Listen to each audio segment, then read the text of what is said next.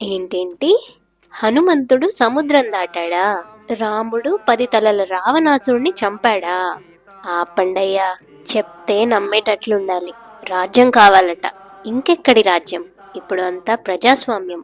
త్రేతాయుగంలో రాముడు, ఈ కలియుగంలో వనవాసం నుండి తిరిగొస్తే అయోధ్య ప్రజలు ఆహ్వానించారా? నలుడు సముద్రం మీద వంతెన కట్టాడంటే నమ్మారా నమ్మలేదా? రామ పట్టాభిషేకానికి సుగ్రీవుడు పడిన కష్టాలు ఎట్టివి? మంత్రులు ఒప్పుకున్నారా? సఫలమా విఫలమా? సర్పణాసి ముక్కు లక్ష్మణుడు మళ్ళీ కోశాడా? మీనంబాకం తమిళనాడు కదా, అయోధ్యలో ఏం చేస్తున్నాడు? నరసింహుడికి ఆంజనేయ స్వామికి యుద్ధమా?